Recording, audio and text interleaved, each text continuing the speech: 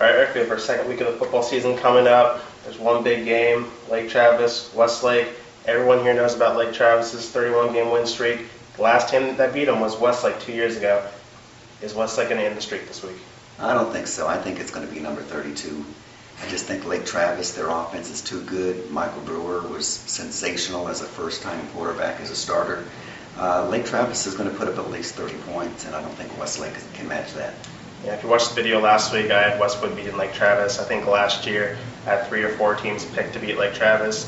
I think I'm done picking against Lake Travis. They were very impressive last week. Westlake, even though they won, they still struggled in that win. So I don't expect the Chaps to be able to beat Lake Travis. They might give them a game, but I think Lake Travis will be able to pull away in the fourth quarter. So I expect that streak to go to 32 as they head next week into their game against Cedar Park, which should be a pretty fun game. Other games on the schedule, Stony Point Connolly. Connolly's season opener. Stony Point had a shutout last week. What do you see happening there?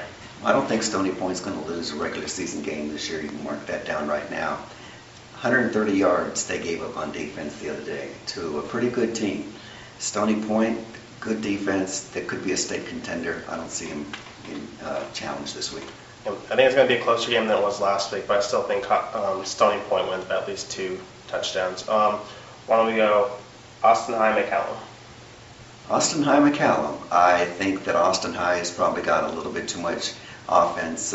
McCallum, I thought, had a little bit of a letdown against Anderson last week. Anderson beat him pretty good. Austin High, a lot of offense. Jacob Morgan had a really good game as far as QB and going, and I would expect Austin High to win that. You go Austin High too. I wouldn't say I was overly impressed by their win last week. I mean, they only did beat Harker Heights by 3 points, but they still have a great quarterback in Jacob Morgan.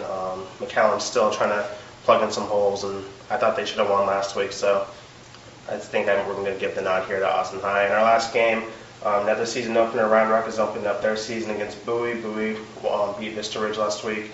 Is Bowie going to be 2-0 after this week? No, but Round Rock will be 1-0 because they're starting the season. And I just think they have too many athletes. Got a good running back, Jordan Wells, who I think you're going to be writing about him sometime soon. Maybe even Friday. Maybe, perhaps. A little plug right there. I'm picking Round Rock. I just think that they've got too many athletes.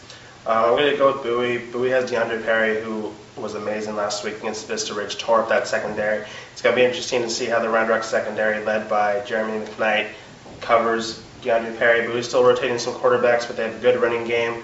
Perry and a couple other solid receivers. So I expect them to do just enough to move to 2-0, and we'll see how Round Rock is able to recover in the next upcoming weeks. But I think the Bulldogs have too much power for Round Rock to stop. So those are our predictions. As always, you can go to statesman.com, go to the high school sports section, and play our pick'ems game and see if you can do a better job than we did. You picked good this week. Yeah, we'll see.